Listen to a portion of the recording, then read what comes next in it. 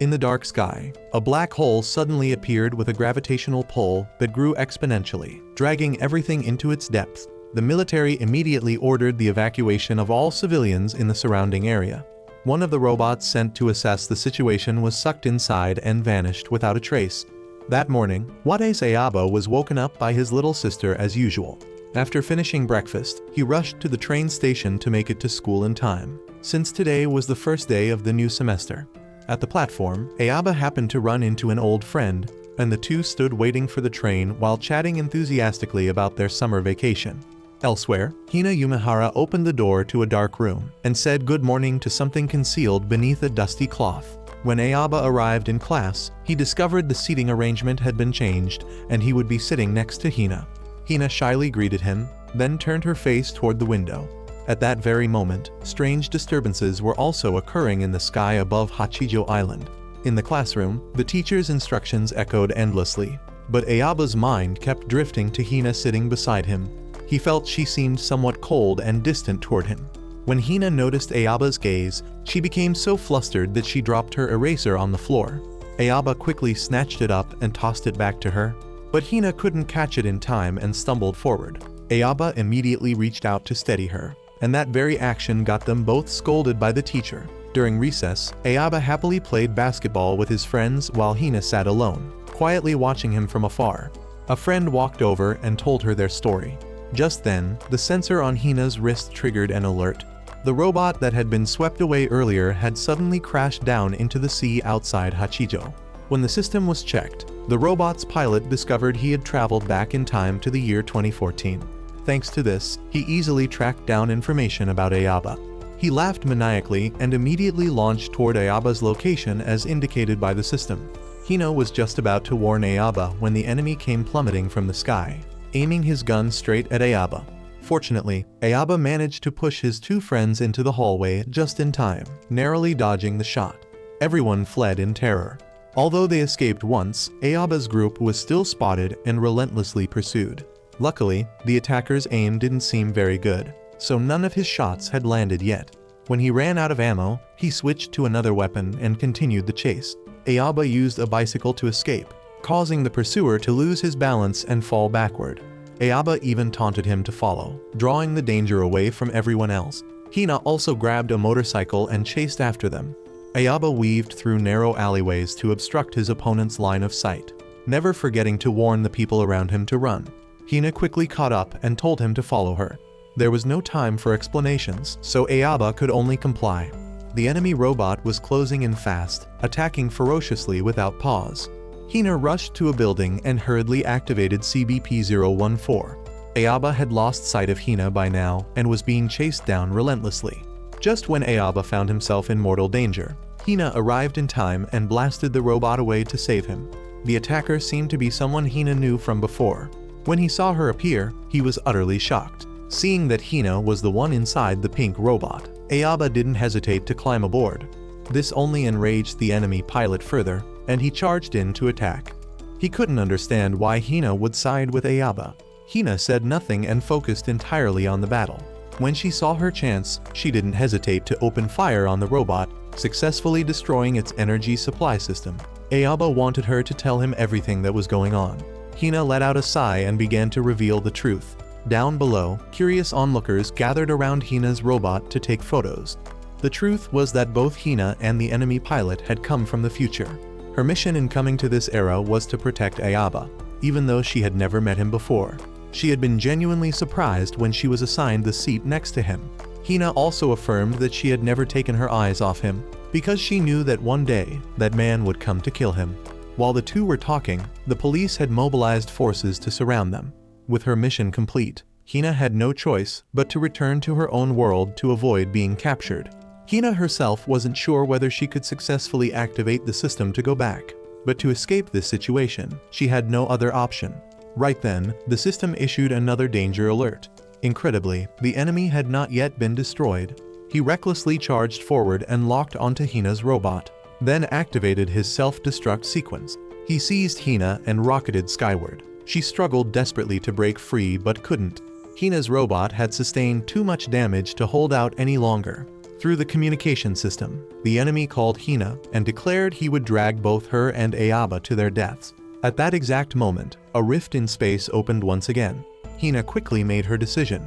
She resolutely severed the connection with the enemy and steered her robot toward the rift. Ayaba placed all his trust in her. Just before the rift closed, they made it inside. The enemy robot exploded. Hina also said her farewell to Ayaba there. She told him that Dio was waiting for him in the future, and then she disappeared. When Ayaba woke up, he found himself inside a robot, with many voices around him mentioning the name Dio. A fierce battle was raging in this place. Fighter jets and robots were everywhere. Mayuka detected that the feeding match seizure was reacting and had even synchronized with Dio. Elvira was astonished because there had been no one inside the robot before. While Ayaba was still confused about what was happening, the system displayed a notification that he and Dio had achieved excellent synchronization. The robot's eyes lit up and it successfully awakened. The secret base of the Alliance was suddenly attacked while supplies were being loaded. Although they fought back with fierce resistance, the casualties were still devastating. Inside the command center, they had to cut all non-essential systems so that the Cygnus could take off. Conrad requested permission to deploy Dio's Bradian. Gengo Kirimitsu was also deeply troubled because he could no longer contact Luxon. Their side could only rely on the 3 remaining Valiancers to turn the tide. The request to deploy Bradian was approved by the higher-ups. Dio, along with Conrad and Jarl, charged fearlessly into battle. Bizan Jarafil ordered the others to attack the incoming reinforcements while he and Tarjim would handle the ship. The enemy pursued relentlessly, unleashing a barrage of gunfire and even grenades. Suddenly, they received a nice coupling signal between Luxon and Bradian, piloted by Dio. Everyone was stunned because no one knew who was piloting Luxon. Lieutenant Commander Lean Kleinbeck demanded identification. On his end, Ayaba heard voices and desperately wanted to know where he was and what was happening.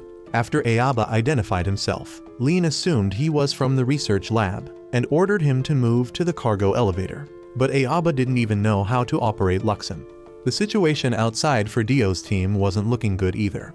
Gengo decided to have Dio and Ayaba synchronize, otherwise Luxon would fall into enemy hands without even putting up a fight. The only way for a raw recruit like Ayaba to move was by receiving Dio's skills through synchronization. Elvira was concerned because they knew nothing about Ayaba. Lean also argued that security was of utmost importance. Only when Gengo stepped up and took full responsibility did Lean reluctantly agree to let Ayaba and Dio synchronize. Dio was somewhat disgruntled, but since it was an order, he had no choice but to comply. He proceeded with the synchronization while dodging the enemy's vicious attacks. The enemy had also pinpointed Ayaba's location. Bizan immediately handed his current target over to Mikhailov and redirected Tarjim to attack Dio. Since Ayaba couldn't control Luxon yet, Dio could only push forward into the range where command codes could be received. Bizan flew in alongside Tarjim, doing everything possible to block Dio. It was then that Ayaba remembered Dio was the person Hina had mentioned before she vanished. Realizing Dio was trying to reach a specific position, Bizan ordered Mikhailov to open fire. Following Dio's instructions, Ayaba shouted the command, "Connective Dio," and Dio immediately accepted. The two rapidly completed synchronization. Thanks to this, Ayaba barely escaped Mikhailov's attack. Before Ayaba could even process what was happening, Mikhailov charged at him again. In the heat of the crisis, he instinctively used the combat skills he had just received from Dio to fight back. Synchronization not only granted Ayaba Dio's skills, but also doubled Bradian's normal power output. This was achieved not only because of the remarkably high synchronization rate, but also because there was something extraordinary about Ayaba that even Elvira couldn't identify. Tarjim, still treating Luxon as just another ordinary Alliance Valiancer, pinned it to the ground. After adapting for a moment, Ayaba was able to counterattack, successfully severing the left arm of Mikhailov's robot. Having gathered enough reconnaissance on the new Valiancer model, Bizan ordered his team to end the operation. The enemy withdrew. Anissa Rossetti immediately ordered the Valiancer squad to return to base. The secret base had been exposed. Gengo anticipated a second wave of attack from the enemy. Elvira paid no attention to that and hurried off with a first aid kit, calling Mayuka to come with her. Dio released the synchronization, causing Ayaba to drop instantly, though he managed to land safely. He struggled for a while but couldn't get out of Luxon, and accidentally found a hair clip inside the cockpit. The cockpit suddenly opened, and just as Ayaba felt relieved, Dio pointed a gun at his head and demanded to know who he was. Django was also reporting the situation to his superiors and urged an immediate evacuation. Since this operation was classified, the higher-ups could not send reinforcements. They could only order the team to return to the main base immediately and leave no trace of the experiment behind. Ayaba was being thoroughly examined by Mayuka using medical equipment.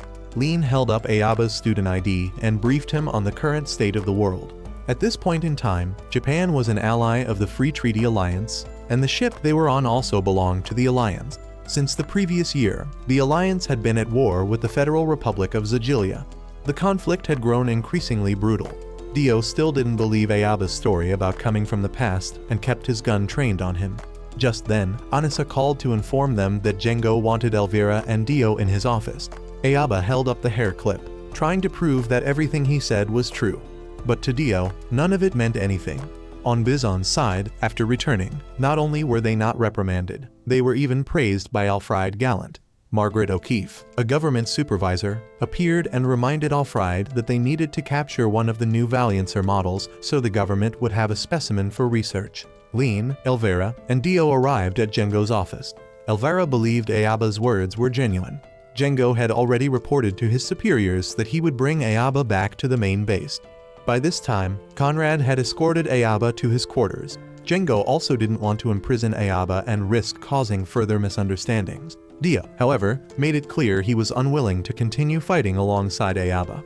Django sternly ordered them to prepare immediately, as the Cygnus would be departing for the North American base. Mayuka came to return Ayaba's confiscated belongings and kindly asked how he was doing. Conrad noticed Ayaba didn't seem to be in great shape and handed him a chocolate bar, telling him to eat a little and get some rest. They received a notice that the Cygnus would launch in 15 minutes and quickly headed out. They didn't forget to show Ayaba how to open the door and reminded him not to get lost. While everyone was rushing to prepare for the Cygnus's departure, the Ziggilian submarine Trident suddenly surfaced, launching the next wave of attack. Just as the Cygnus lifted off, the base was completely destroyed. Bizon's team also deployed into battle, driven by an unwavering belief that the enemies of Ziggilia would be annihilated. Discovered around the first half of the 21st century, the Nectrobium energy revolution completely transformed the global landscape. Possessing an enormous source of this resource, Ziggilia rose to become a superpower, steadily expanding its influence and invading neighboring nations. Not long after, the countries opposing Ziggilia formed the Free Treaty Alliance, and war erupted across the world. After numerous major battles, the Alliance realized they were at a disadvantage and began developing a new combat system.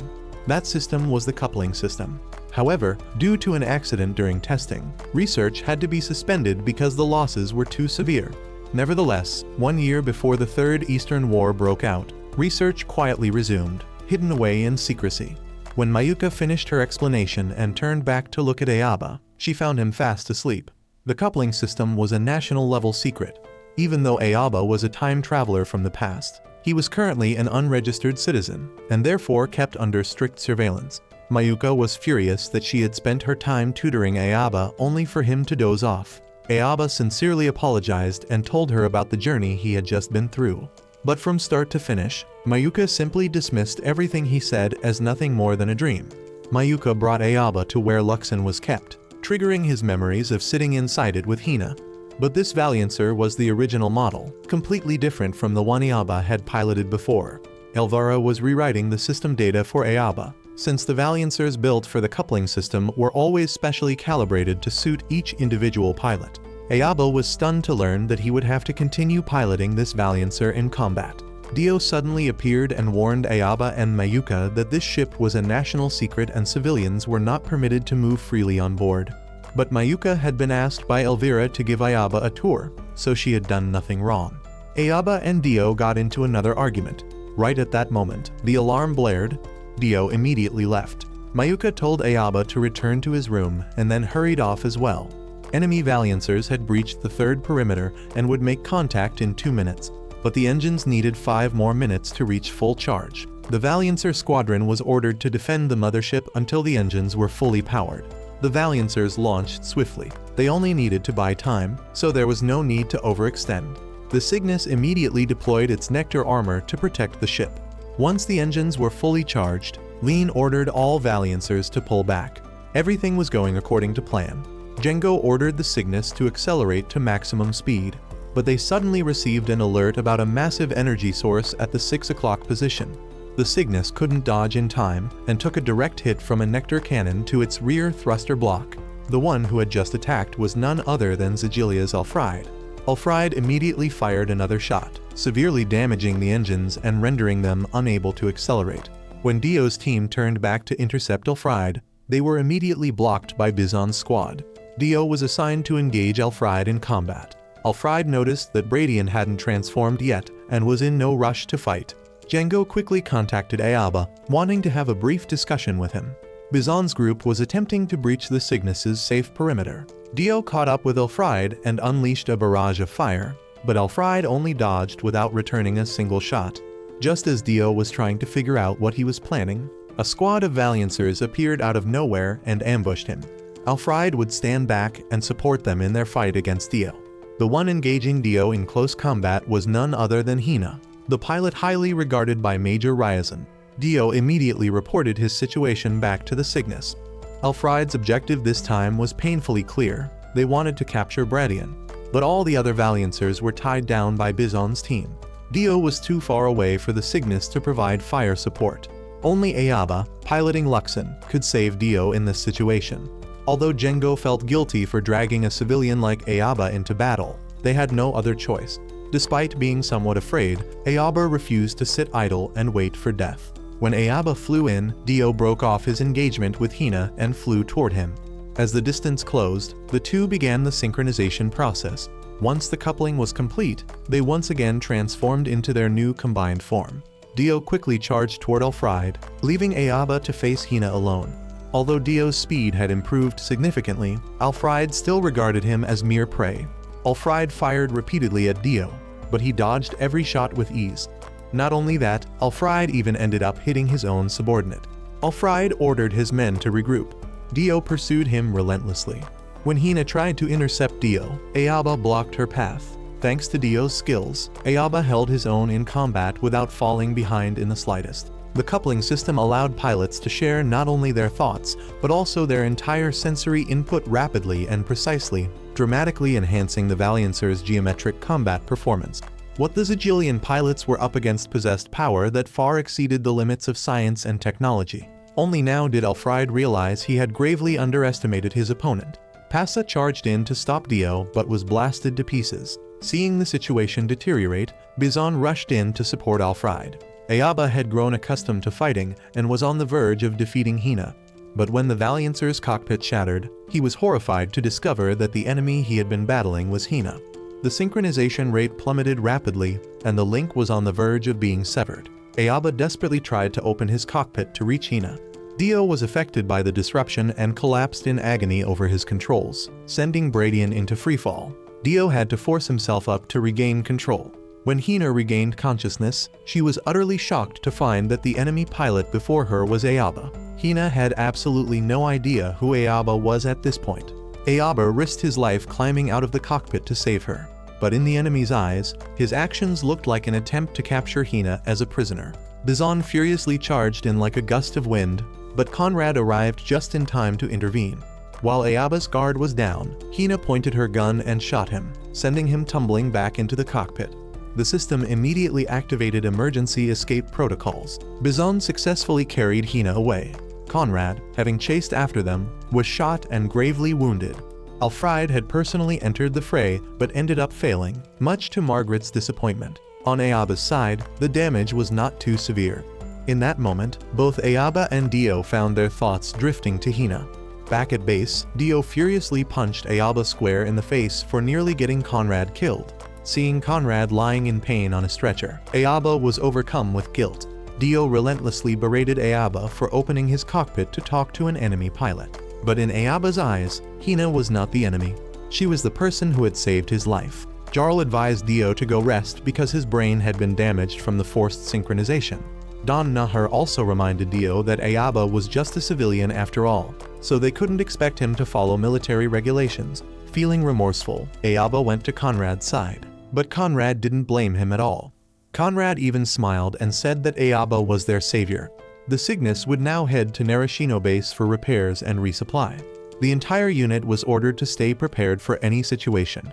After Elfried's humiliating defeat, Margaret wanted to throw Hina in prison, but Elfried tried his best to explain and oppose the decision. Margaret refused to hear any excuses and walked away. Bizan also didn't believe that Hina had colluded with the enemy. Elfried promised he would do everything in his power to free her. Upon arriving at Narashino, Ayaba was granted freedom to move about. Lean was deeply uneasy knowing that Ayaba was acquainted with an enemy pilot. Django reassured Lean that nothing would go wrong as long as they kept an eye on Ayaba. Mayuka secretly followed Ayaba, but was quickly caught by him, so the two ended up walking together. Elvira was surprised that Mayuka had volunteered for this assignment. Anissa also felt worried about Mayuka. Lean suddenly appeared behind them, handed over the remaining duties to Anissa and Elvira, then left. When Ayaba returned to where his home once stood, the place had become nothing but abandoned wasteland. There wasn't even a single record to be found about his little sister. Together, they went to Ayaba's old school. The two climbed over the wall to get inside.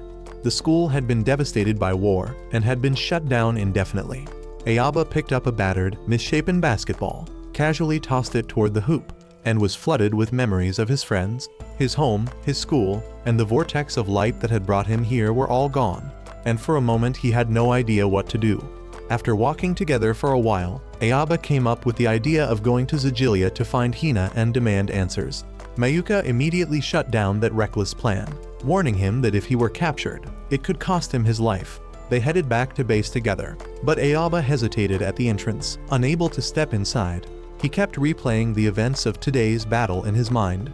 The Cygnus was the only place he could return to now, but he was afraid that going back meant he would have to pilot a Valiancer again. He was afraid that someone else would get hurt because of him, just like Conrad. Mayuka understood that Ayaba was not a soldier, but she still hoped he would fight alongside them because they truly needed him. Ayaba thought of all the people who had placed their hopes and trust in him. That gave him the courage to return to the Cygnus. He stood before Django and everyone, declaring his resolve to stay. Moreover, staying gave him the chance to see Hina again. Although Dio disagreed with letting Ayaba remain, Django had already approved, so there was nothing he could say. Elvira was now more certain than ever that no one but Ayaba could pilot Luxon. Mayuka was delighted that he was staying. Conrad was also gradually recovering. Elvira reminded Ayaba never to force a synchronization, as doing so could completely destroy his brain. Ayaba felt grateful to have gained new comrades and people who cared about him. It was fortunate that Ayaba chose to stay. Had he tried to escape, Lean would have eliminated him to protect the Alliance's secrets. After emergency repairs were completed, they immediately departed for Chidos to receive support. But just as they took off, they received a distress signal from a civilian ship under siege by Ziggilian forces. Ayaba's team launched their Valiancers to mount a rescue. However, they could only begin synchronization once they were close to the combat zone, since coupling could only be sustained for 300 seconds. Major Bonner of the Free Corps 666th Squadron was thoroughly enjoying the chase he had orchestrated when the Alliance squadron rapidly closed in.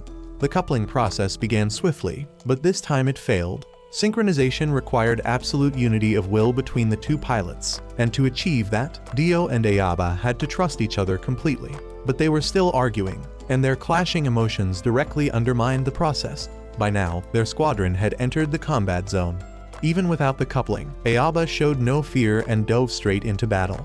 Django spotted the logo on the civilian ship and immediately understood the enemy's scheme. Dio charged recklessly into the heart of enemy lines with no regard for his own life. Django connected with Ayaba and explained the situation. It appeared that the civilian ship belonged to Dio's family, and there was a strong possibility that his family was on board. The Weiberg family was a prestigious house within the Alliance, and the enemy intended to take them hostage as leverage for future negotiations. After learning the truth, Ayaba deeply empathized with Dio's desperation, for he himself knew the pain of being unable to see his own family ever again. Ayaba connected with Dio and earnestly urged him to attempt synchronization once more so they could protect Dio's family together. After Ayaba's persistent efforts, Dio finally opened his heart, and the coupling was swiftly completed.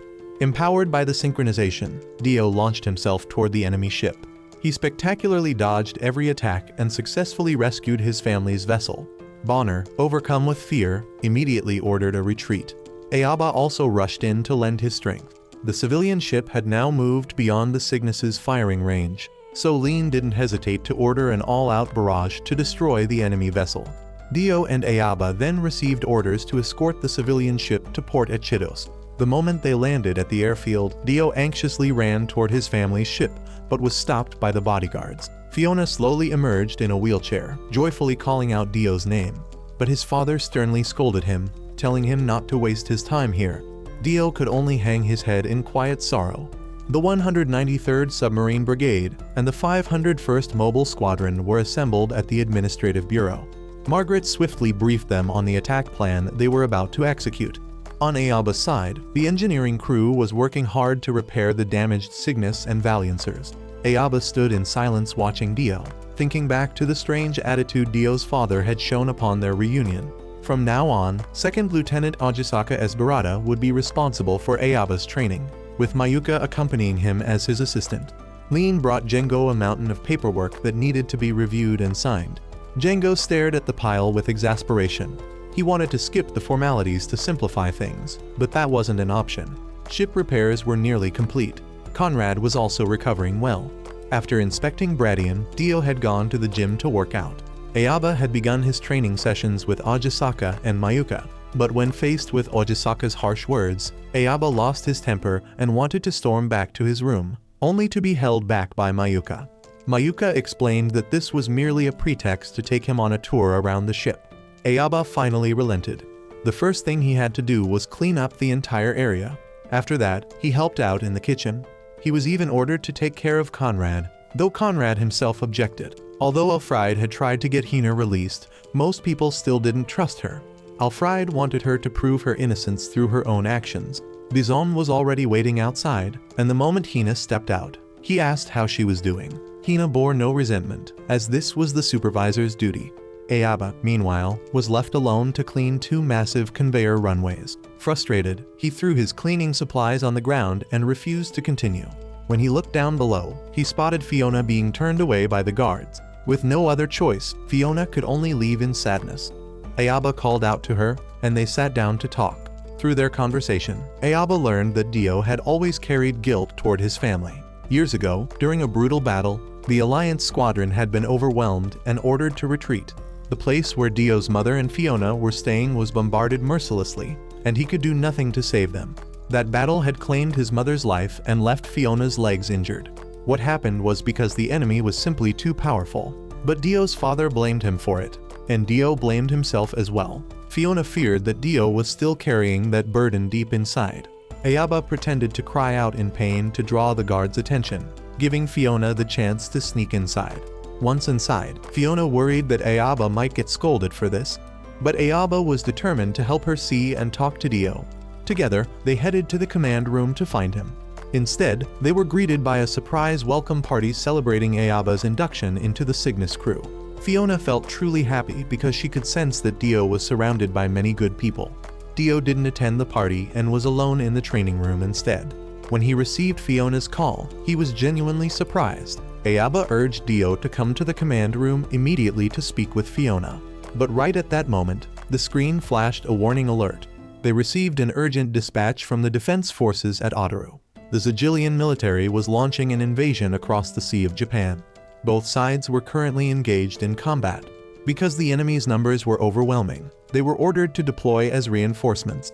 Although the Cygnus's engines still hadn't been fully repaired, this was a direct order from the Supreme Commander and could not be refused. The Cygnus immediately departed for Otaru. The Valiancers squadron also prepared to sortie and provide defensive support until the Cygnus reached Otaru. Before departure, Fiona insisted on calling Dio to tell him that he had done nothing wrong, and that even if others blamed him, she would always forgive him. Her assistant then quickly escorted her away. Those words breathed new confidence into Dio for the battle ahead. But before the Cygnus could even launch, they were ambushed by enemy forces intent on preventing them from reinforcing Otaru. The enemy's objective this time was to seize Chitos base. Despite this, Bizon reminded his troops not to attack the civilian ship. They were confident they could bring Chitos to its knees. Bizon's team launched a relentless assault, taking down a considerable number of Alliance Valiancers. Django reported back to command and adjusted the plan. The Cygnus took off in an emergency launch. Before entering combat, both Ayaba and Dio were worried about Fiona's safety. Only after hearing the announcement that the Weinberg family ship was still safe did they breathe a sigh of relief. Ayaba piloted Luxon and charged forward. Spotting him, Hina immediately engaged him head-on. At this point, Hina saw Ayaba as nothing but an enemy and attacked with full force. Seeing Ayaba fighting alone, Dio grew anxious. Just then, Dio received the order to synchronize with Ayaba to turn the tide. Jarl provided cover fire so Dio could reach Ayaba for coupling. The Ziggilian army had breached the defensive line and formed a pincer attack on the Cygnus. In this desperate situation, Django decided to abandon Chido's base and attempt to break through and escape the airspace. Accomplishing this depended entirely on Ayaba and Dio. Up until now, Ayaba had only been dodging Hina's attacks without fighting back at all. Fortunately, Dio arrived just in time to rescue him. Django's plan was approved by the Supreme Commander. For the safety of his comrades, Ayaba could no longer afford to be entangled with Hina. He initiated coupling with Dio and quickly flew toward the Cygnus. Feeling disrespected, Hina tried to pursue them but couldn't keep up. Dio and Ayaba combined their power and accelerated to maximum speed, charging straight ahead. Together they formed a powerful shield, deflecting every attack aimed at the Cygnus. The moment the shield's effect expired was the exact moment the Cygnus found itself right in front of the enemy command ship. Caught completely off guard, the Trident couldn't dodge and could only stand still and take the hit. The Cygnus seized the opportunity and swiftly departed. When Margaret came to her senses and ordered a pursuit, Alfred stopped her, pointing out that their objective had been achieved. They needed to move immediately to occupy Chido's base. Fiona was happily telling her father about how Dio was protecting them and the wonderful friends around him, but he merely gave a slight nod without saying a word. After the battle, Dio also took the initiative to contact Ayaba, expressing his deep gratitude for everything Ayaba had done for Fiona. This moment brought the two of them one step closer in their relationship. Following the battle at Chidos, the research on the coupling system was exposed. Many people voiced their displeasure over the matter, but the Supreme Commander remained steadfast in his support for the research. The Cygnus received orders to proceed to the base in Hawaii with no specific route, no reinforcements, no escort, and was even instructed to play actors to get out of this predicament. They planned to film a promotional video for the coupling system as a way to recruit new members and secure additional funding. Dio and Ayaba would be the lead actors whose performance would determine the alliance's success. But when the director arrived, he threw cold water on Ayaba's enthusiasm by telling him he wouldn't have any screen time at all. The director had brought in someone he considered a better match for Dio, From. From expressed great admiration for Ayaba, impressed that he could synchronize with Dio without any adjustments whatsoever. While Ayaba and From chatted, Dio silently watched them from a distance. As Lean was discussing their operational parameters with the director, From, standing nearby, spoke up to compliment her beauty. She paid him no attention and continued her conversation with the director. The director was thrilled at the prospect of witnessing real life and death battles to capture the most spectacular footage. Dio, however, showed little enthusiasm for any of it. Anissa was quite excited because she had heard rumors that From was very handsome. Mayuka, on the other hand, was only curious about what From's brainwave patterns looked like or how his sympathy specter levels compared. Anissa dragged Mayuka along to catch a glimpse. The moment she laid eyes on From, she was captivated by his good looks and volunteered herself as a guide for the film crew. From also suggested to the director that Anissa serve as the mech for the promotional video, and the director quickly agreed. Without a word, Dio turned and left. Ayaba followed Dio to the vending machine and asked him about From. As it turned out, Dio and From had known each other for a long time.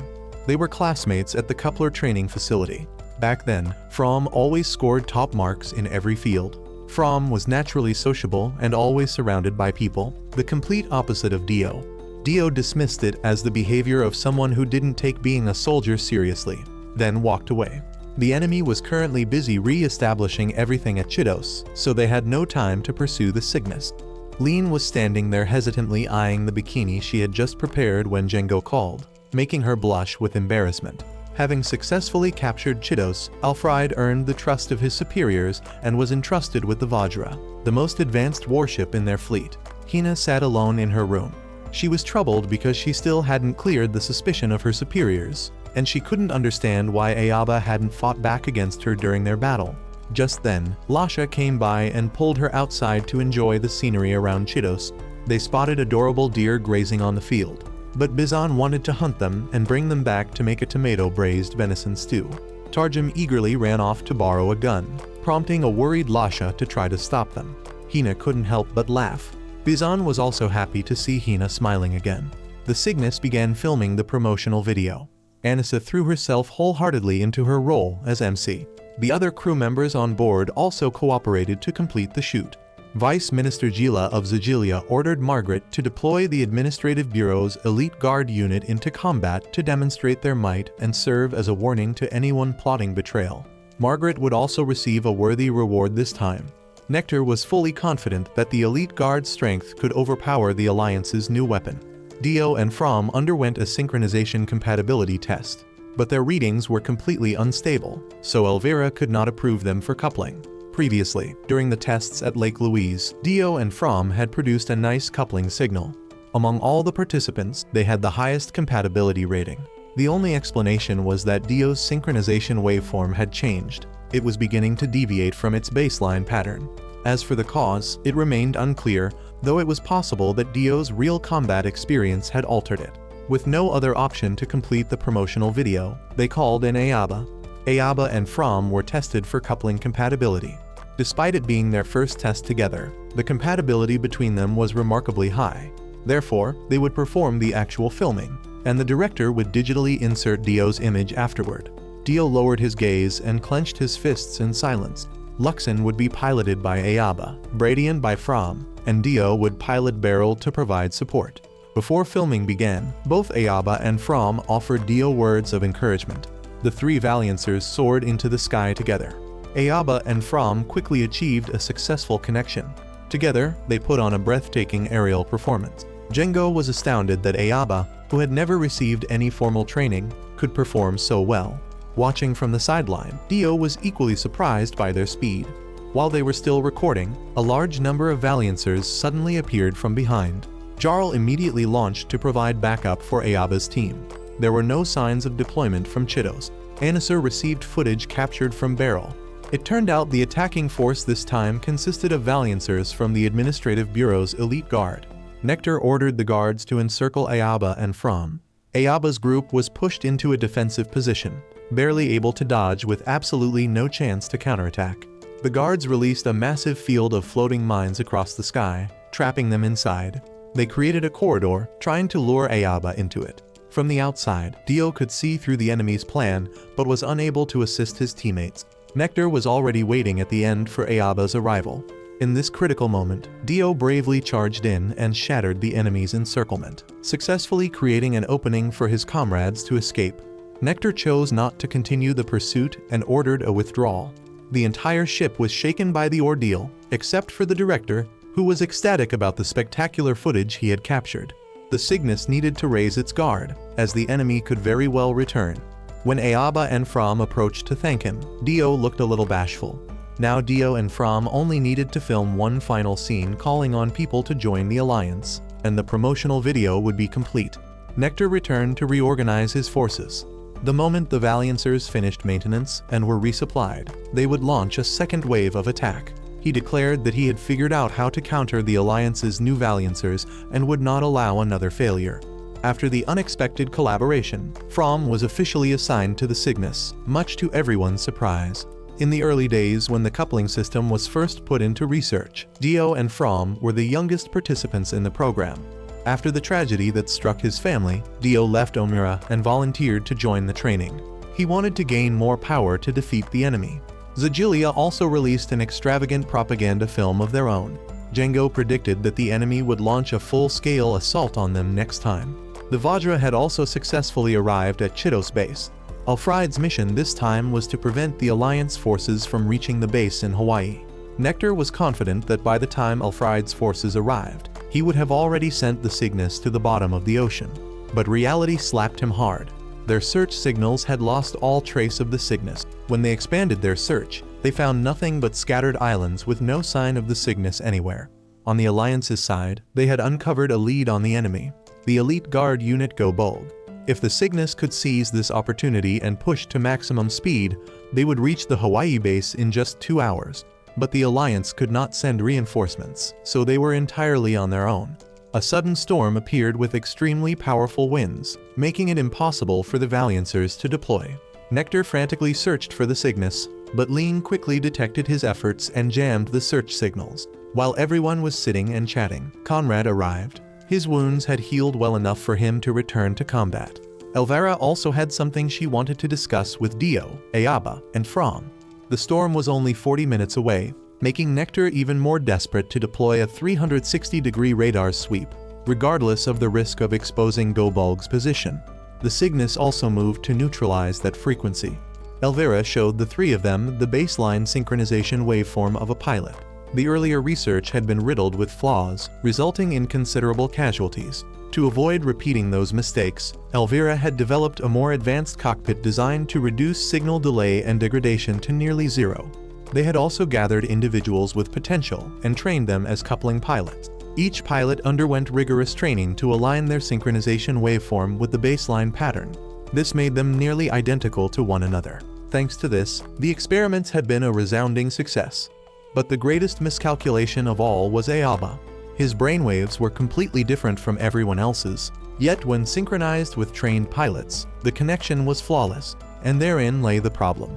After several couplings with Ayaba, Dio's waveform had begun to shift, and the same was true for From. This explained why they could no longer synchronize with each other, but could synchronize perfectly with Ayaba.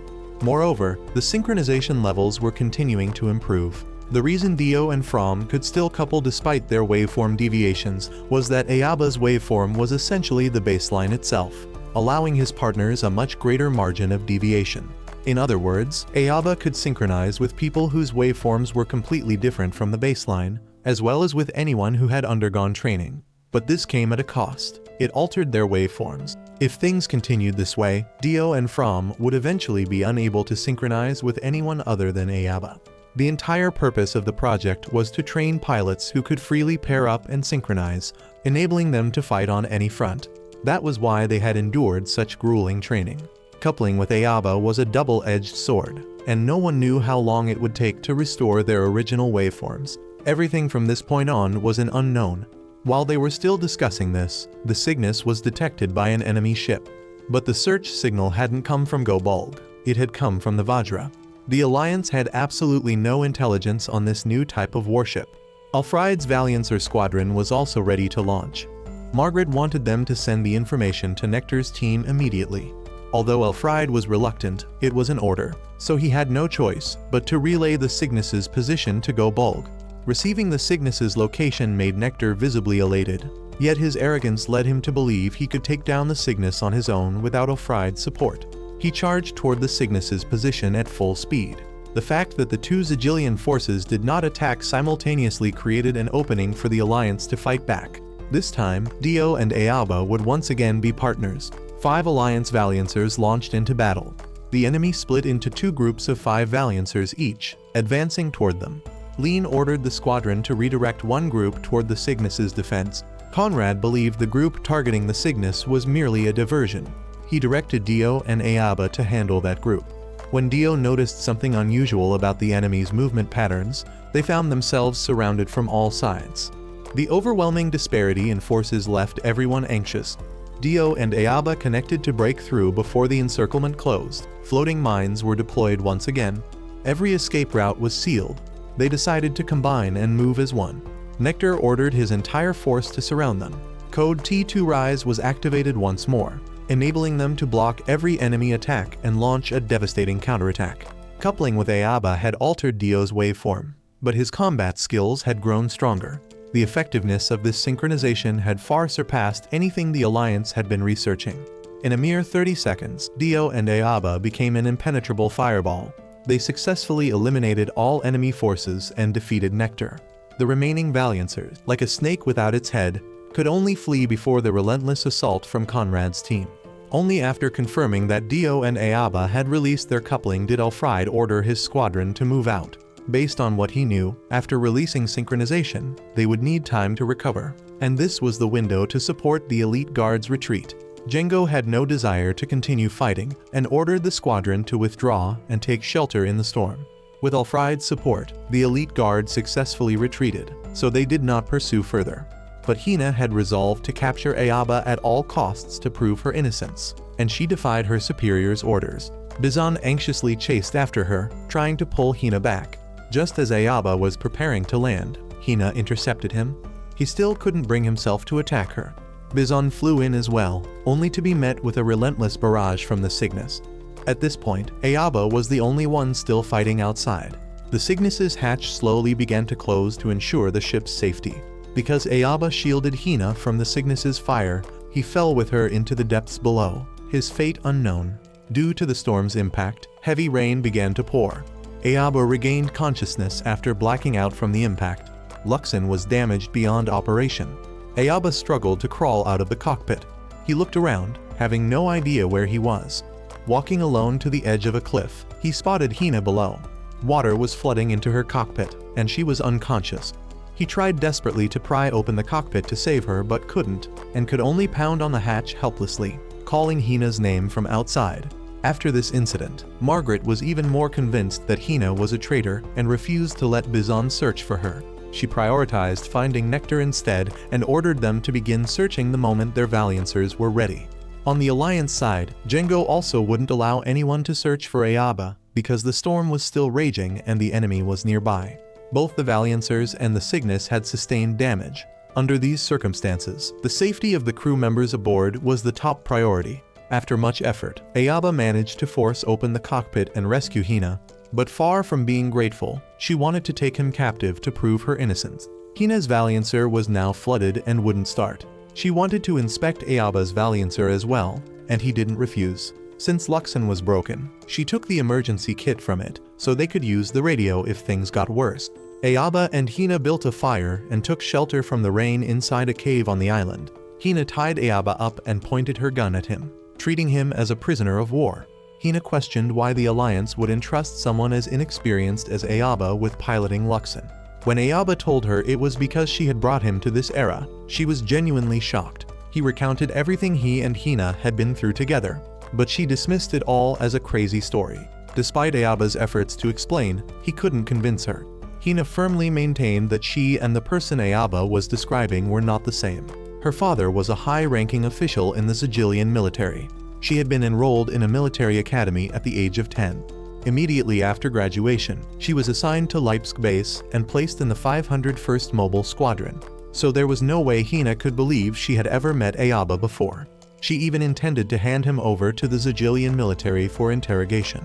The moment the Cygnus flew out of the storm's eye, Dio wanted to go search for Ayaba alone.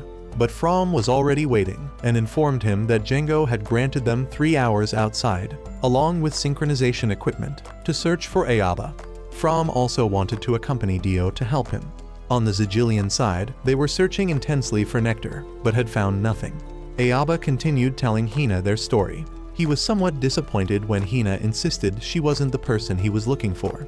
All this time, he had clung to the hope that reuniting with Hina would somehow bring him back to his own era, but it seemed that hope had been extinguished. While they were talking, the cave began to tremble. Rocks and earth crashed down from above, sealing the entrance shut. The wind snuffed out the fire, leaving them in complete darkness, but fortunately the emergency kit contained a flashlight. Hina took out a small shovel and began digging an escape route. Ayaba asked her to untie him so he could help. In this situation, Hina chose to trust him and cut his bonds. Outside, the storm still hadn't passed. They dug until they were completely exhausted, but still couldn't break through. Ayaba rested only briefly before getting back to work, refusing to give up. Rocks continued to slide down from above, so they decided to change direction. Bizon's team found Nectar's Valiancer and confirmed he was dead. With their mission complete, Bizon ended the search and departed. Alfred also declared that his unit would operate independently from this point forward. Bizon's team shifted their focus to searching for Hina. The 3-hour window was nearly up, but Dio still hadn't received any distress signal from Luxon.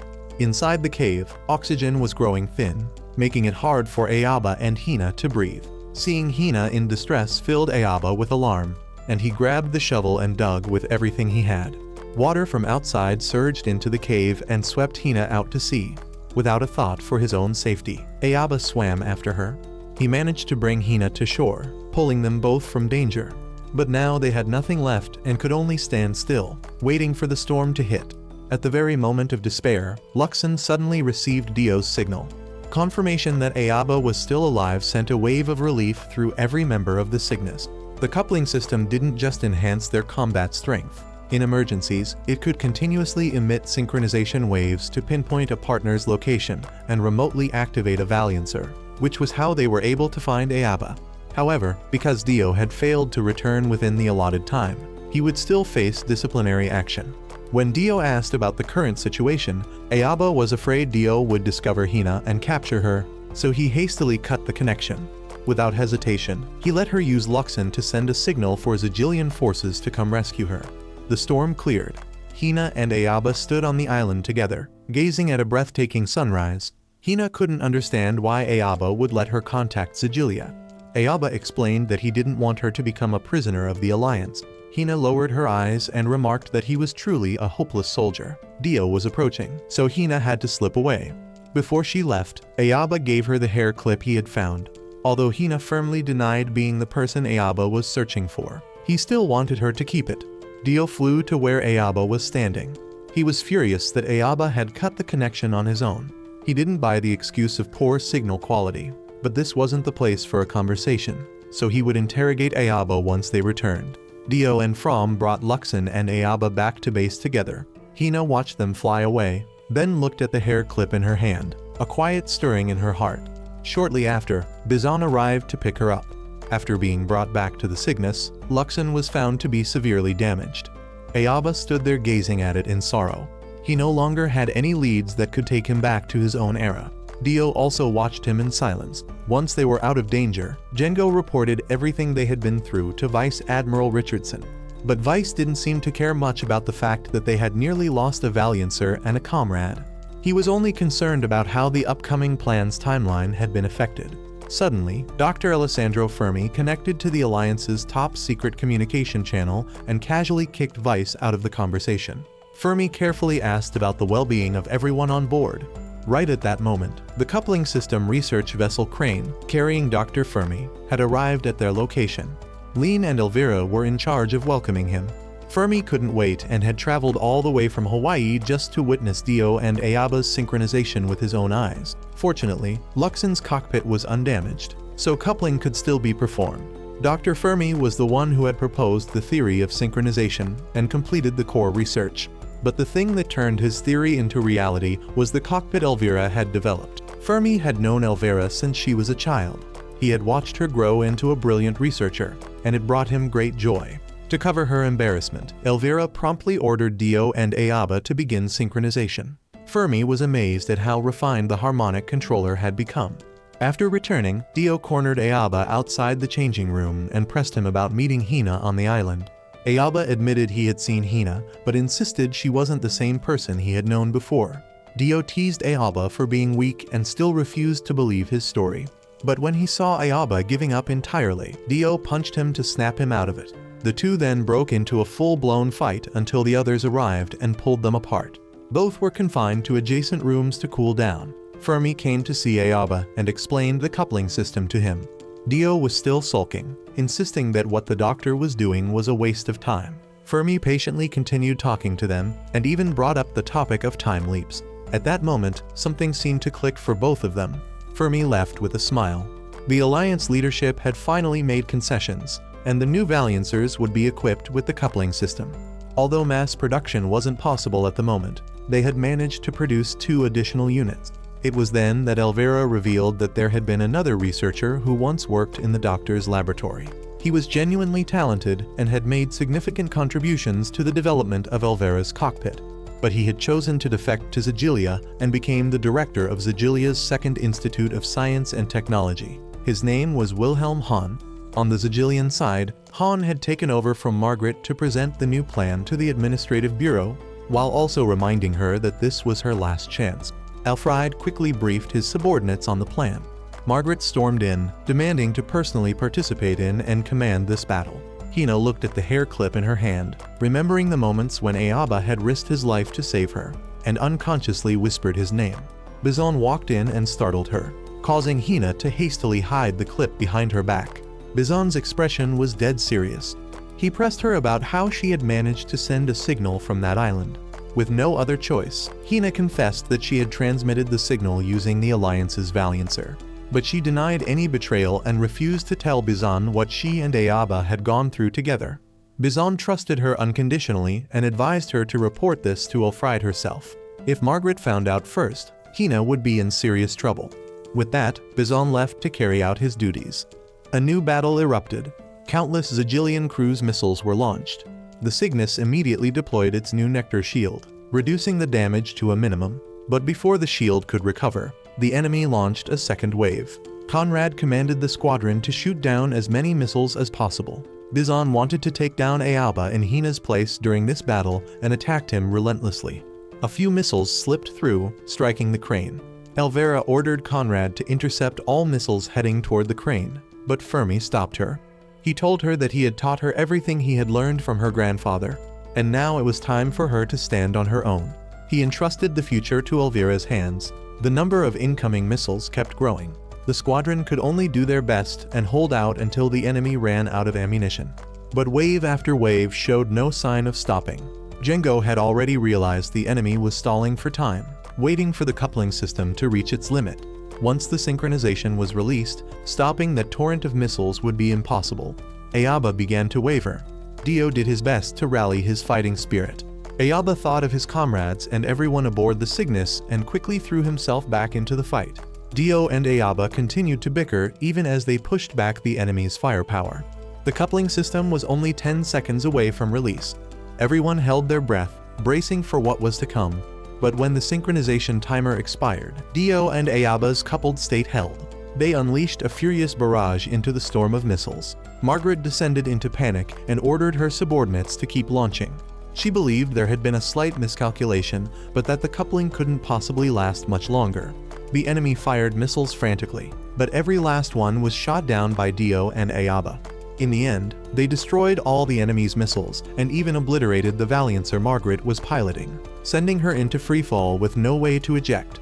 In her moment of absolute terror, Ulfried rescued her and ordered a full retreat back to base.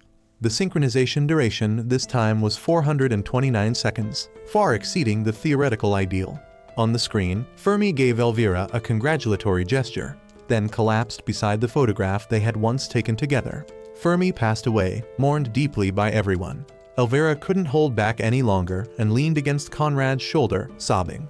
On the Ziggilian side, after this defeat, they decided to replace Margaret's position. Dr. Hahn even mocked her openly. Ulfried stepped forward and proposed that they proceed with the plan he had suggested earlier, and it was approved. The unit Ulfried requested as reinforcement was led by none other than Hina's father. The doctor's funeral was held with dignity and warmth, but the appearance of Sadamichi stirred old memories within Dio.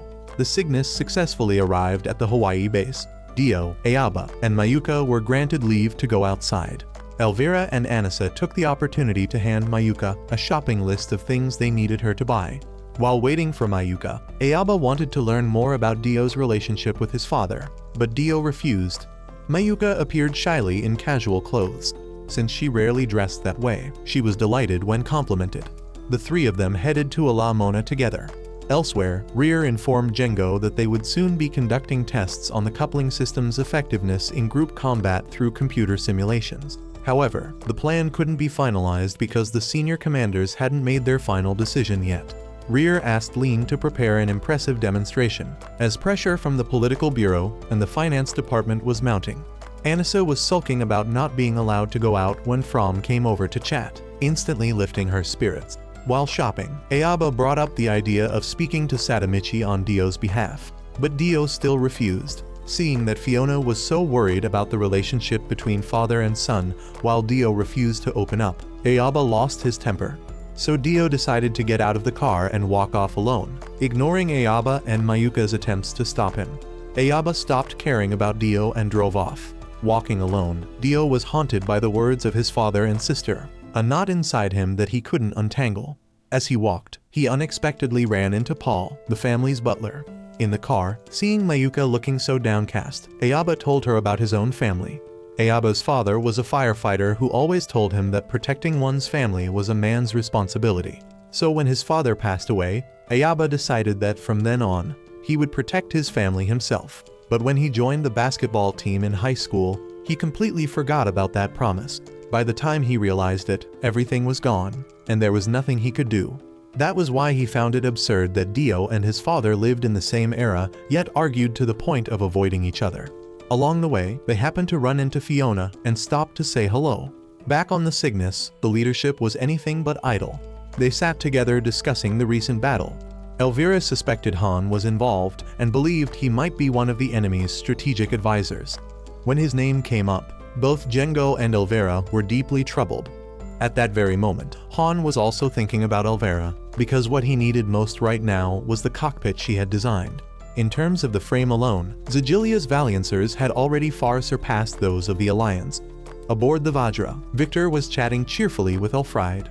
Victor's unit had just arrived and was already planning to infiltrate the Hawaii base and steal the Alliance's new Valiancers. They were highly confident in this plan, as covert operations were their specialty.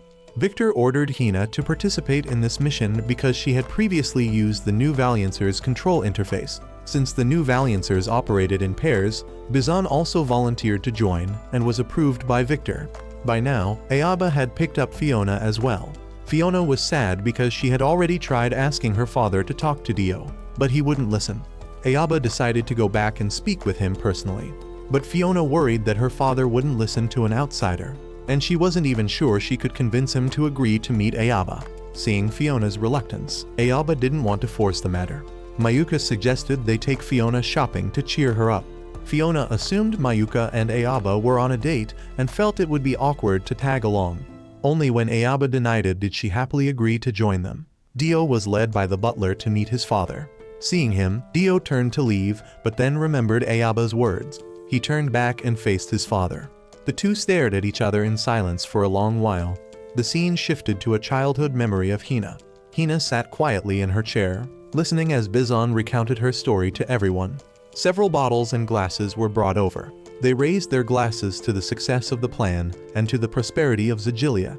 After everyone had drained their cups, Hina hesitantly took a sip, only to discover it was just grape juice, sending everyone into laughter. At the restaurant, Dio and his father were still eating in silence. Dio kept wanting to say something but held back each time. Sadamichi spoke first, breaking the quiet atmosphere. He thanked Dio for protecting them at Chitos. Dio kept his head down, saying it was simply his duty. Dio asked why Sadamichi had attended Dr. Fermi's funeral. Sadamichi gently explained that he and the doctor had been close friends. His company had also provided substantial support for the doctor's research. Through this, Sadamichi had come to know quite a bit about Ayaba. Based on that information, he couldn't bring himself to trust Ayaba. He worried that a civilian like Ayaba could be killed at any moment, and when that happened, Dio would become useless. This contradicted Dio's original reason for enlisting, to protect his family and everyone around him. He advised Dio to leave the military and find another way to serve his country. After listening for a while, Dio finally spoke his mind. After hearing Dio's assessment of Ayaba, Sadamichi felt even more strongly that the two were polar opposites. Before leaving, Dio told Sadamichi that he was glad they could talk today and that he was grateful his father worried about him. Sadamichi was stunned to hear such words from Dio, realizing that his son was gradually changing. He gazed out the window and told Dio to come home once in a while. On Ayaba's side, Mayuka and Fiona had wrapped up their joyful shopping trip. Fiona's mood had improved greatly, though she hesitated slightly when it was time to head back. Ayaba even promised he wouldn't let her father scold her. After thinking it over, she agreed to return. When they arrived at the restaurant, Dio was just walking out. Fiona was overjoyed to learn that Dio and their father had shared a meal. That afternoon, the two siblings talked for a very long time. Mayuka stared at Ayaba for a moment, then mustered the courage to ask if he wanted to return to his own era. Ayaba could only apologize because he himself didn't have an answer to that question. The next day, Dio and Ayaba began their training exercises. They easily achieved the session's objectives. When Mayuka ran over to congratulate them, the two immediately started arguing again, leaving her with nothing to do but sigh in exasperation. The Vajra had drawn close to the Hawaii base. To avoid detection, they used small boats to come ashore. They hid in the shadows, ready to execute the plan they had laid out. Ayaba, Dio, and From were given the chance to see Sky Knight and Firebrand with their own eyes, the very first Valiancer prototypes the Alliance had ever developed. Originally stored here for research purposes, They would no longer be needed once the new Valiancers were completed. That evening, the base unexpectedly received a distress signal from transport aircraft number 507. Its engines had caught fire, so it was granted permission for an emergency landing at the base. Everyone on base rushed to help without the slightest suspicion. Under this cover, Ziggilian operatives were successfully smuggled inside using dark skin disguises. The bombs they had planted in advance detonated one after another. Their Valiancers also revealed themselves, opening fire across the entire base. The scene erupted into chaos. Hina was lost in childhood memories again, only snapping back to reality when Victor called her name. The alarm system was easily disabled by the Ziggilian operatives.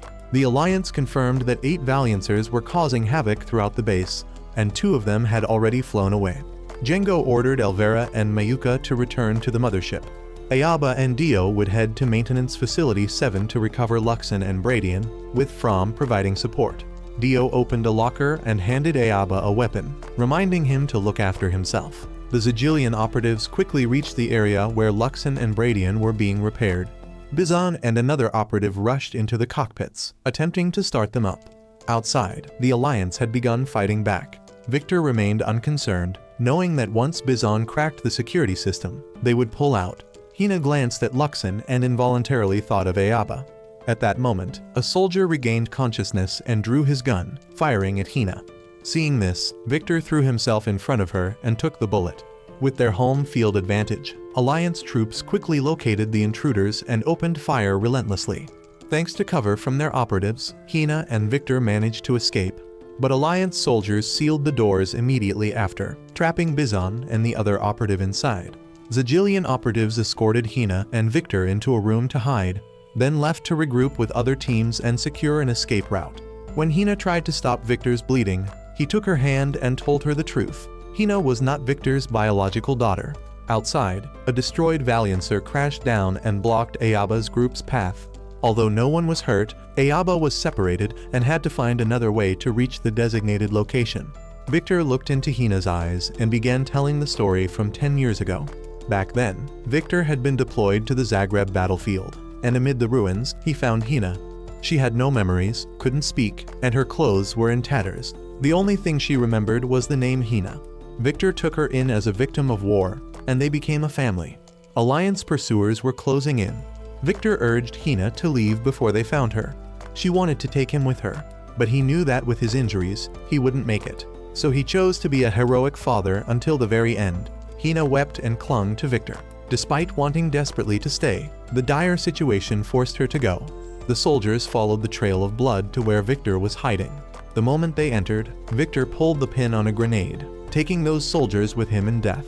Hina leaned against the wall in anguish, replaying Victor's final words. She suddenly recalled the story Ayaba had told her in the cave, and then, as if by fate, he appeared right before her eyes. Hina broke down crying. She didn't know who she was or where she came from. Outside, the firefight between both sides raged on. Ziggilian reinforcements had returned, but Victor was dead and Hina was nowhere to be found. Bizon, worried about her, blasted through the repair room door and rushed off to search for Hina. Ayaba sat beside Hina and listened to her story. While Hina was lost in turmoil, Ayaba urged her to come to his side. He believed that if the people on the Cygnus could accept a kid from the past like him, they would accept Hina too if she explained everything.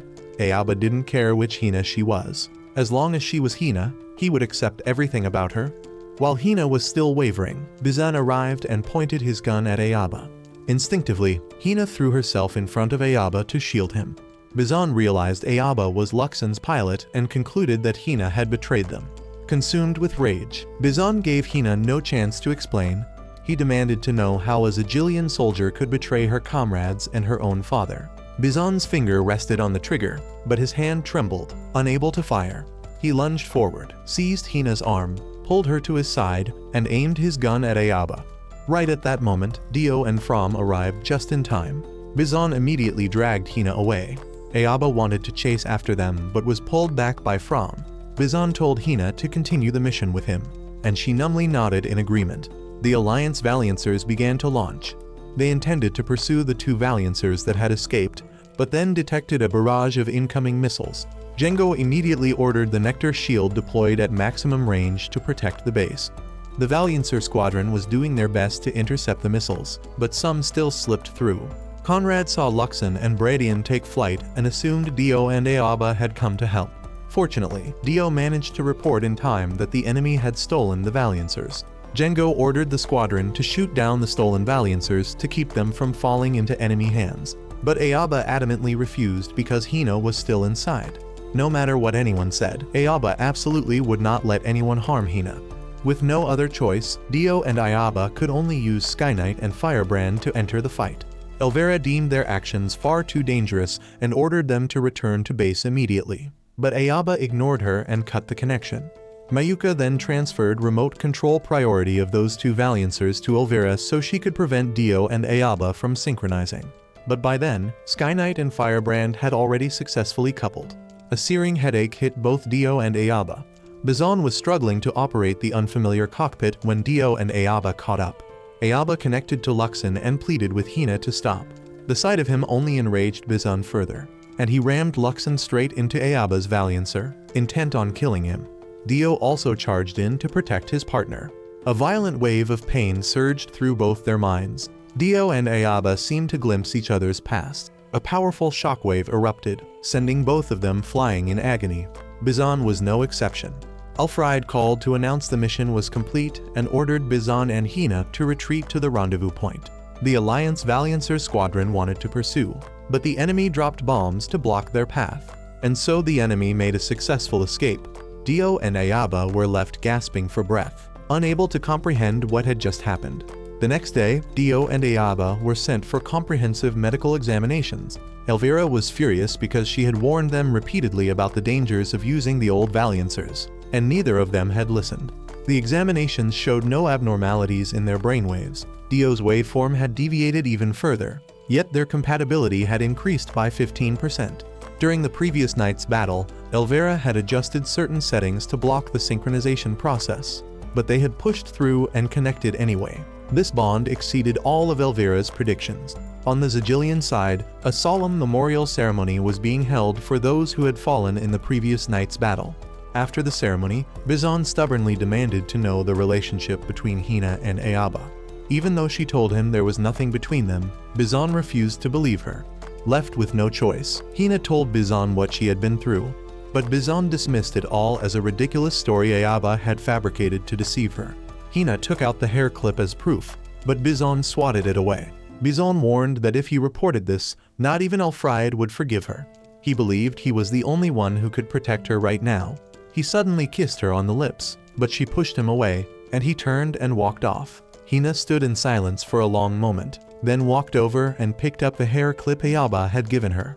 After seizing Luxon and Bradian, the Ziggilian side immediately began conducting experiments on the new Valiancers, but the readings were unstable, causing Bizon excruciating pain inside the cockpit. Bizon's compatibility was also low. In stark contrast, Hina's results stunned Han, as she showed no adverse effects and possessed remarkably high compatibility.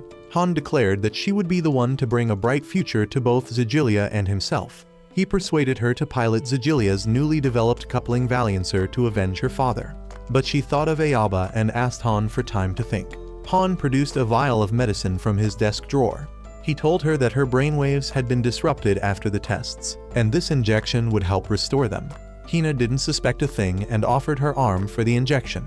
Dio told everyone that he had seen Ayaba's memories just before releasing the coupling with Skyknight. According to Elvira's research, the first-generation coupling Valiancers created a much stronger mental link between pilots. It went beyond sharing thoughts to encompass memories and innermost feelings. Because the mental bond in the first generation was so powerful, the coupling's effectiveness also surpassed that of the current machines. But the stronger the mental bond, the more the boundary between self and other blurred. Continued synchronization in that state would make it increasingly difficult to maintain conscious control, placing enormous strain on the mind. In the worst case, it could be fatal. This time, because Dio and Ayaba's synchronization level was so high, it stopped at the sharing of memories. Thanks to this memory sharing experience, Ayaba was finally able to prove that everything he had said was true. Based on what Dio had seen, he was now certain that Hina held the secret to time travel. That afternoon, Hina was transferred to the 5th Platoon under the Administrative Bureau. Han told Alfred that she had volunteered to become a coupling pilot to avenge her father. Han instructed Alfred not to interfere with her work any further. A worried Bizon went to find Hina and stop her, but when he looked into her eyes, something felt deeply wrong. Dr. Han appeared right behind him and explained, "Normally, coupling pilots needed a long period of training to synchronize with both the system and their partner. Fortunately, Hina was an almost perfect match for the system, though she currently lacked a partner." Bizon immediately volunteered. Unfortunately, his waveform was incompatible with both the system and Hina. But Bizon didn't care about the danger to himself and insisted on helping her. And so Bizon entered the cockpit for training, enduring agonizing pain so he could stand by Hina's side. Everything was unfolding exactly as Han had calculated. On the Alliance side, the Cygnus and the Pacific Fleet had assembled to launch an assault on a Ziggilian military base. The theft of Luxon and Bradian forced them to accelerate their plans before Ziggilia could train coupling pilots of their own. Until now, Alliance leadership had only reluctantly acknowledged the coupling Valiancers' capabilities. But the moment the enemy acquired them, fear set in. The new Valiancers were being transported to the staging area. Jango held nothing back and briefed everyone on the plan. Ziggilia had been secretly constructing a massive cannon that the Alliance had codenamed Gorgon, and it had been discovered. That morning, Gorgon had begun charging energy, proving it was already operational. This sent shockwaves through the entire command. Gorgon's destructive yield was estimated at around 50 tons of explosives, more than enough to completely obliterate a city. Their mission this time was to attack Ziggilia's Alaska base and destroy Gorgon. Ayaba was determined to protect the Cygnus, but he admitted that if he encountered Hina, he still wouldn't be able to fight her, even knowing how dangerous that was. Dio knew there was no convincing Ayaba, so he let him do as he wished. Dio was also curious about why Hina had mentioned his name in Ayaba's memories. Margaret brought Lieutenant General Kagan a battle plan that Alfred had given her. If this plan succeeded, Margaret, as its advocate, could reclaim her position within the Administrative Bureau. By now, Bizon was able to fight alongside Hina, which made him very happy, but there was not a shred of surprise in Hina's eyes. She spoke only of vengeance and glory for Ziggilia. Bizon held her close and declared they would destroy Ayaba together. Hina offered no objection. The Alliance deployed with 3 combat-ready Valiancers. Dio and Ayaba would have to wait for the new Valiancers to arrive before joining the fight. The Cygnus detected that Gorgon's energy was rising rapidly. It was moving and taking aim at them. The crew of the Cygnus began to panic. Gorgon had now reached full charge. Kagan immediately ordered it to fire. Gorgon tore through the entire mountain range in front of it, sending its blast straight at the Alliance forces. The Cygnus narrowly dodged, but the Alliance had already lost more than half its numbers. Ziggilia's Valiancer squadron would continue deploying to annihilate the survivors. The Alliance quickly reformed its ranks and pressed forward with the plan. It was only now that Bizon reported to Alfred that he had transferred to the Administrative Bureau's unit. With the aid of Luxon and Bradian, the Ziggilian forces took down numerous Alliance warships. The Alliance Valiancer squadron still hadn't received the order to launch. The 2 new Valiancers were also nowhere to be found amid the chaos. Everyone was burning with impatience. Ziggilia had shattered the Alliance's defensive line, sending Kagan into a state of euphoria as he decided to fire Gorgon once more. At that moment, the Alliance command ship issued an order for all reserve units to destroy Gorgon. With no other option, Jango had to send Dio and Ayaba into battle piloting Skyknight and Firebrand. Elvira reminded them that under no circumstances were they to synchronize using those 2 Valiancers. Alfred also opposed firing Gorgon again, since it drew energy directly from Nectaribium. The amount of Nectaribium required for a single shot equaled Ziggilia's entire annual mining output. Winning a battle while suffering irreversible losses was meaningless. Therefore, Alfred ordered his Valiancer squadron to strike swiftly amid the chaos before Gorgon could fire. The Cygnus was also dragged into battle by Ziggilia's vanguard. The Valiancer squadron quickly launched to break through the encirclement. Alliance numbers were steadily growing, putting pressure on the Ziggilian squadrons. Bizon decided to synchronize with Hina to wipe out the remaining Alliance forces. But just as Hina was about to accept the coupling, a surge of pain struck and faint images flashed through her mind. Han had no choice but to initiate the coupling remotely. Because it was a forced synchronization, Hina was in tremendous agony. But eventually, the coupling process was completed.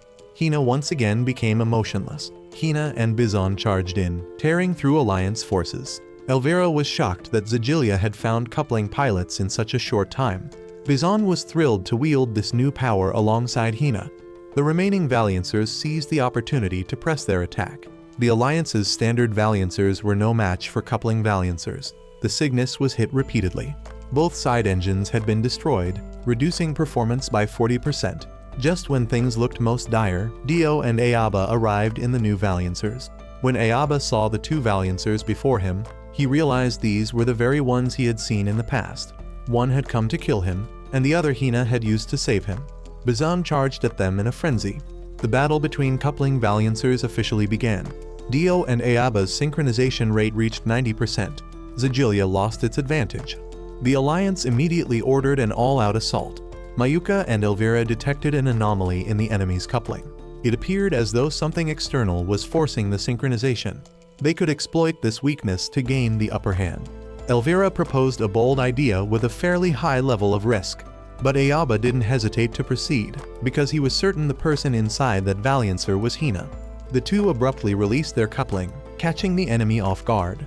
Ayaba swiftly flew to Hina and connected with the Valiancer she was piloting. He removed his helmet so she could clearly see his face and called her name over and over. Fragments of memory resurfaced in her mind. As if awakening her from a deep trance, a wave of pain crashed over her. Hina and Bizon's synchronization was suddenly severed. Hina lost consciousness in her cockpit. Dio and Ayaba immediately took her and fled. Bizon chased after them in a fury. Gorgon was only 4 minutes away from firing, so Dio and Ayaba had to destroy it quickly. Margaret was still trying to stop Kagan because their own troops were still on the battlefield, but he couldn't have cared less. Ayaba and Dio carried Hina and flew at full speed toward Gorgon. By now, Hina had regained consciousness. She had no memory of becoming a coupling pilot and could only recall refusing Dr. Han's proposal before everything went blank.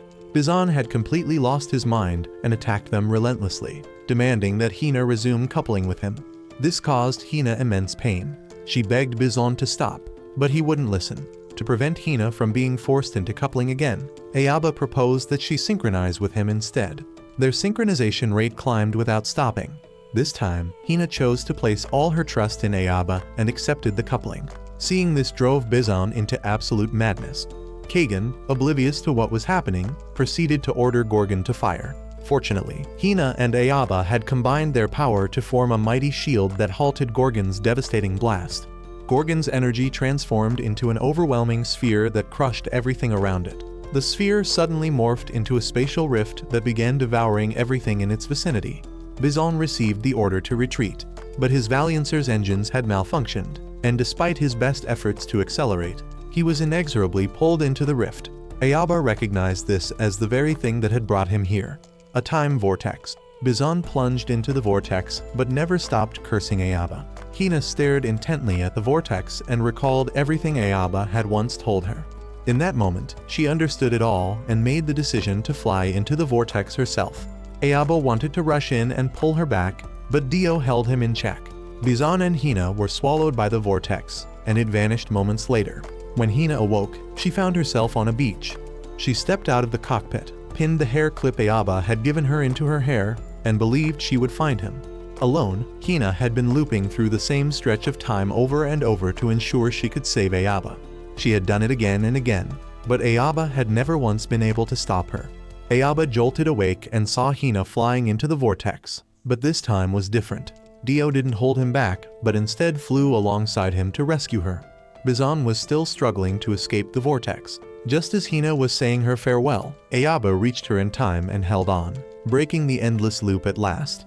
He knew that if Hina didn't go back, his past self might be killed by Bizon. So before escaping the time vortex, Ayaba destroyed the Valiancer Bizon was piloting, sending him back to the past completely unarmed. Without their coupling Valiancers, Ziggilia fell entirely. The Alaska base was destroyed by the Alliance. Alfred and the remaining Ziggilian forces could only flee to save their lives. Everyone on the Alliance side celebrated, having successfully driven back the enemy. Ayaba and Dio also returned safely. Although he had missed his chance to return to his own era, Ayaba remained optimistic, believing that another opportunity would come, since no one could predict the future. Dio and Ayaba started bickering once again, just like always. Ayaba radioed the Cygnus to inform them he was coming in for landing with a prisoner of war, and they were promptly cleared to come aboard.